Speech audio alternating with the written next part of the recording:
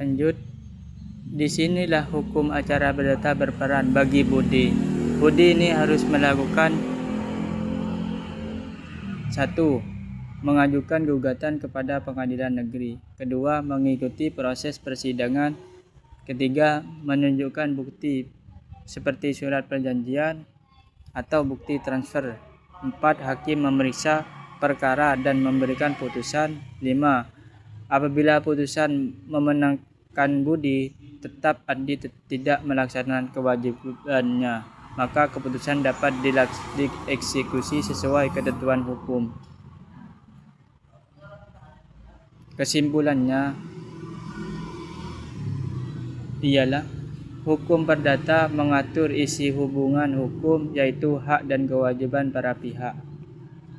Kedua, hukum acara perdata mengatur cara atau prosedur untuk menegakkan hak tersebut melalui pengadilan. Mudahnya dapat diingat dengan kalimat berikut. Hukum perdata menjawab pertanyaan apa hak dan kewajiban seseorang, sedangkan hukum acara perdata bagaimana cara menuntut dan melindungi hal tersebut di pengadilan. Itu saja dari saya. Demikian penjelasan yang dapat saya sampaikan. Terima kasih atas perhatiannya. Wabillahi taufiq wal hidayah. Wassalamualaikum warahmatullahi wabarakatuh. Assalamualaikum warahmatullahi wabarakatuh. Alhamdulillahirabbil alamin wa bihi nasta'in wa ala umuri dunya waddin wa ala alihi wa sahbihi ajma'in. Amma ba'du. Yang saya hormati segenap para dosen Universitas Islam Zainul Hasan Linggong, utamanya dosen pengampu yakni Bu Nina. Langsung saja saya akan mempresentasikan tentang materi yang berjudul perbedaan hukum perdata dan hukum acara perdata.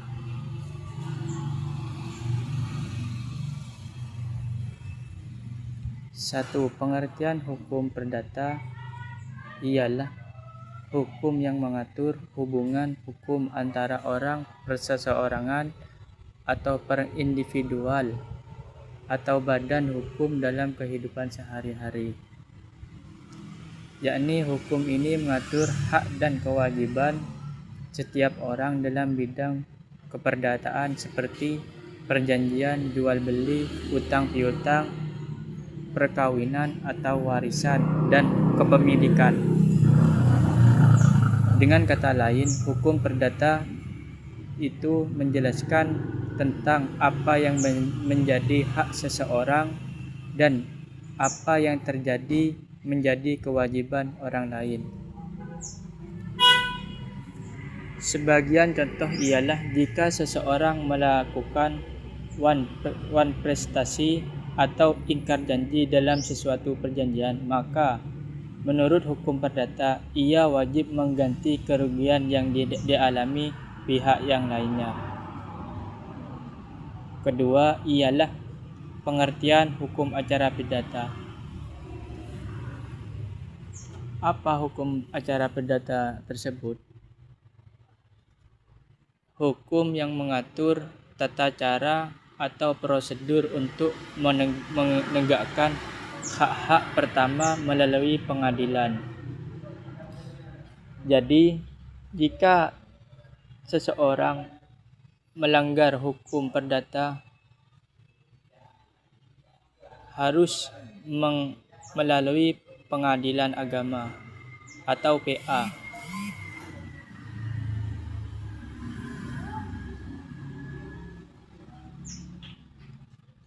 Bagaimana cara memperoleh perlindungan atas hak tersebut melalui hukum, yakni hukum acara perdata mengatur tahapan mulai dari 1. Mengajukan gugatan, 2. Proses persidangan, 3. Pembuktian, 4. Putusan hakim, 5. Hingga pelaksanaan putusan atau eksekusi. Untuk menindaklanjuti permasalahan tersebut untuk menyelesaikan di pengadilan. Itu syarat-syaratnya. Ketiga, contoh sederhana ialah misalnya Andi meminjam uang kepada Budi sebesar 20 juta dan berjanji akan mengembalikannya dalam waktu 6 bulan. Setelah 6 bulan berlalu, Andi tidak mengembalikannya uang tersebut tanpa alasan yang sah.